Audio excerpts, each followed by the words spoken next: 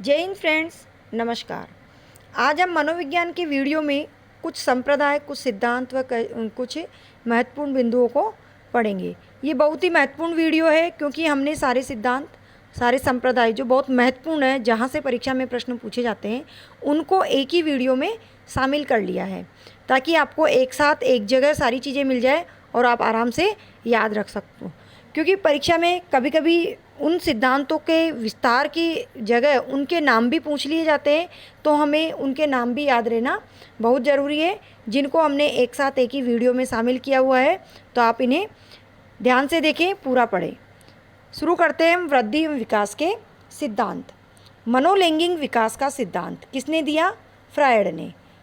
Freud ने दिया मनोलैंगिक विकास का सिद्धांत। मनोविश्लेषणवादी संप्रदाय भी फ्रायड ने दिया था। आगे हम देखेंगे, तो ये हमें ध्यान रखना है। मनोलैंगिक विकास फ्रायड ने दिया।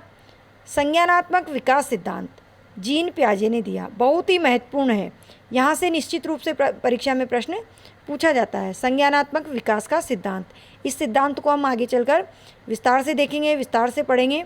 अभी हमें केवल नाम याद रखने हैं। उसके बाद है मनोसामाजिक विकास सिद्धांत। मनोलैंगिक विकास सिद्धांत फ्रायड ने दिया, लेकिन मनोसामाजिक विकास सिद्धांत दिया एरिक्सन ने। कभी इनका नाम ई भी आ जाता है, एक ही जगह ई आ जाता है, इरिक्सन भी बोल देते हैं। तो मनोसामाजिक विकास सिद्धांत दिया इरिक्सन ने। उसके बाद है भाषा विकास सिद्धांत। तो भाषा विकास का सिद्धांत दिया चोम्स्की ने। अगला है नैतिक विकास सिद्धांत, यह दिया है कोहलबर्ग ने। यहाँ से भी प्रश्न पूछ लिया जाता है, तो हमें ध्यान रखना है। नैतिक विकास का सिद्धांत दिया कोहलबर्ग ने। आगे हम देखते हैं संप्रदायों के नाम। संरचनावादी संप्रदाय, संरचनावादी संप्रदाय दिया विलियम वुंट ने, यह जर्मनी के थे। व्यवहारवादी संप्रदाय, व्यवहारवादी संप्रदाय दिया जेबी वॉटसन ने, यह अमेरिका के थे। यह हमें ध्यान रखना है, ये बहुत महत्वपूर्ण है। व्यवहारवाद के बारे में बहुत पूछा जाता है और व्यवहारवादी संप्रदाय दिया है जेबी वॉटसन ने। महत्वपूर्ण नाम है, महत्वपूर्ण मनोवैज्ञानिक है। गेस्टाल्टवादी या समग्रवादी संप्रदाय, तो यह दिया था 3 मनोवैज्ञानिक ने मिलकर, कॉफका, मैक्स वर्दिवर और कोहलर। इन तीनों ने दिया था गेस्टाल्टवादी संप्रदाय। चिंपांजी पर प्रयोग किया था। आगे जब इन संप्रदायों को, इन सिद्धांतों को हम आगे और विस्तार से पढ़ेंगे। ये तीनों ही जर्मनी के थे। कार्यात्मक या प्रकार्यवादी संप्रदाय, दोनों ही नाम हमें ध्यान रखने हैं क्योंकि कुछ भी आ सकता है नाम, तो हमें ध्यान रखना है। कार्य से संबंधित है, प्रकार्य या कार्य। कार्यात्मक या प्रकार्यवादी संप्रदाय दिया विलियम जेम्स ने। साहचर्यवादी संप्रदाय, जो साहचर्यवादी संप्रदाय है वो दिया था जॉन लोक ने, ये भी ब्रिटेन के थे। अगला है व्यवहारवादी संप्रदाय, जो हम ऊपर पढ़ चुके हैं, जेबी वॉटसन है। जेबी वॉटसन ने दिया था व्यवहारवादी संप्रदाय, जो कि अमेरिका के थे। अगला है मनोविश्लेषणवादी संप्रदाय, सिगमंड फ्रायड ने दिया। मनोविश्लेषणवादी संप्रदाय किसने दिया? सिगमंड फ्रायड ने। प्रयोजनवादी संप्रदाय या प्रेरकीय संप्रदाय, दोनों नामों को हमें ध्यान रखना है क्योंकि नाम परीक्षा में कुछ भी आ सकता है। एक नाम आएगा, लेकिन हमें यहाँ दोनों याद रखने हैं कि दोनों ही नाम से जो संप्रदाय है वो किसने दिया? विलियम मैकडूगल ने। यह ब्रिटेन के थे। अगले कुछ महत्वपूर्ण बिंदु हैं, इन्हें हमें याद रखना है क्योंकि यहाँ से भी प्रश्न पूछ लिया जाता है। मनोविज्ञान के जनक, मनोविज्ञान के जनक या पिता किसे कहा जाता है? अरस्तु को। मनोविज्ञान को अस्तित्व में लाने वाले थे अरस्तु। मनोविज्ञान की जननी, मनोविज्ञान की जननी अर्थात माता किसे कहा जाता है? दर्शन शास्त्र को, क्योंकि जो मनोविज्ञान है पहले दर्शन शास्त्र के विषय के रूप में अध्ययन किया जाता था, वहीं से मनोविज्ञान का जन्म हुआ, इसलिए मनोविज्ञान की जननी दर्शन शास्त्र को कहा जाता है। आगे देखते हैं आधुनिक मनोविज्ञान के जनक।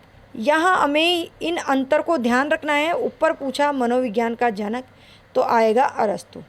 ऐसे अरस्तु, स्वर सबसे पहला स्वर है, जो वर्ण शुरू होते हैं स्वर में वो सबसे पहला है, हमें ध्यान रखना है ए। और मनोविज्ञान का जनक, प्रथम जनक अरस्तु। और आधुनिक मनोविज्ञान के जनक है विलियम वुंट। तो जो पूछा जाए उसी के अनुसार हमें आंसर देना है। आधुनिक मनोविज्ञान के जनक पूछा जाए तो विलियम वुंट आएंगे, और मनोविज्ञान का जनक पूछा जाए तो आंसर होगा अरस्तु। अगला है, देखो विलियम वुंट के बारे में एक साथ हमें ध्यान रखना है। ये तीनों प्रयोगात्मक मनोविज्ञान के जनक, दुनिया का पहला मनोवैज्ञानिक, तीनों में आंसर है विलियम वुंट, विलियम वुंट। आधुनिक मनोविज्ञान के जनक विलियम वुंट, प्रयोगात्मक मनोविज्ञान के जनक विलियम वुंट, और दुनिया का पहला मनोवैज्ञानिक भी विलियम वुंट को माना जाता है। अगला है अमेरिका में मनोविज्ञान के जनक। देखो मनोविज्ञान के जनक से संबंधित 3 प्रश्न हो गए। मनोविज्ञान के जनक अरस्तु, आधुनिक मनोविज्ञान के जनक विलियम वुंट, और अमेरिका में मनोविज्ञान के जनक विलियम जेम्स। तो तीनों को हमें ध्यान रखना है। शिक्षा मनोविज्ञान के जनक, चौथा इसी से संबंधित प्रश्न, मनोविज्ञान के जनक। तो यहाँ शिक्षा मनोविज्ञान के जनक पूछा जाए तो थॉर्नडाइक। शिक्षा से संबंधित मनोविज्ञान के जो जनक थे वो थे थॉर्नडाइक। प्रथम शैक्षिक मनोवैज्ञानिक पूछा जाए तो हमारा आंसर होगा थॉर्नडाइक। तो ये हमें ध्यान रखना है। मनोविज्ञान के जनक से संबंधित 4-5 प्रश्न हो गए, तो हमें इन सभी का आंसर इनके अनुसार ध्यान रखना है। अगला है शिक्षा में मनोविज्ञान आंदोलन के जनक, या आंदोलन के जनक पूछा जा रहा है तो आंदोलन किया रूसो ने।